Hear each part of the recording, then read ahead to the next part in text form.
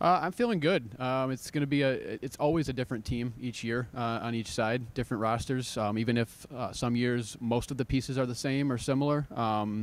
And this year that's not really the case. We lost some big contributors to graduation from last year.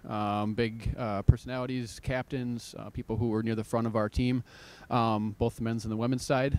But I'm really excited to see who steps in and fills some of those roles this coming season. And having some youth infused into the program. We have a pretty big recruiting class, 13 newcomers total between the men and the women. So really excited to see how it all shakes out. Growth, improvement. It's nice for us. We were able to keep an eye on how people are doing over the summer with a website called Strava, our training log site we use and a lot of teams use.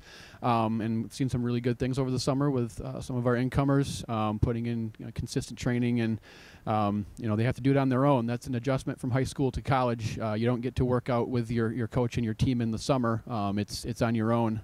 They can meet up for workouts, in small groups and things occasionally. But it's a lot of self-motivation and just grinding every day and putting in the work. And I think it seems like we've done a really good job of that. I'll find out a lot more on Monday when we start practice.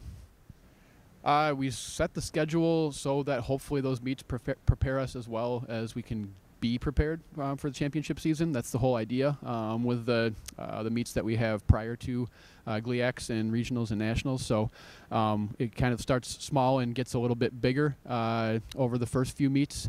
The biggest, largest meet being the Louisville Invite Live in Lou Classic. That'll be in the beginning of October this year. Usually it's late September. This year it's a little bit later.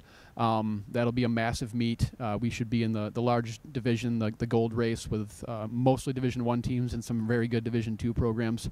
Haven't been to that meet in a while, so excited to see how that all shakes out. It's a very flat, fast course, and it might be the biggest meet in the country, NCAA-wide that weekend at the beginning of October. So that'll be a lot of fun. And the Lewis Invite the following week also is a Division II oriented meet with teams from usually almost every region of the 8 regions in D2 across the country. That'll be highly competitive. Our home meet, we're excited about that. As always, the Warrior Challenge. Ladies are still undefeated since we started the meet back in 2018, I believe. And the guys had a really good showing last year and took the title. That'll be very fun to get things going here in Metro Detroit at Willow Metro Park on September 13th.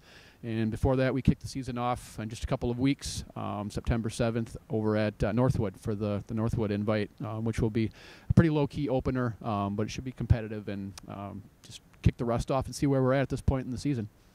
Going into my last year, the expectations are to always improve on what I did individually the year before and as a team, and I know the team feels the same way.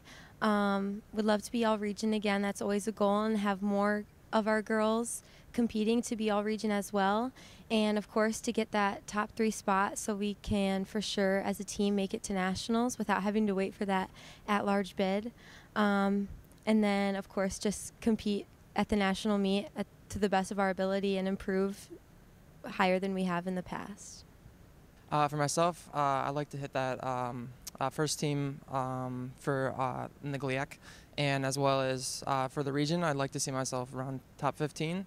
And I know as a team we'd like to also make it and hit that top 3 spot and for sure lock in for nationals. So yeah.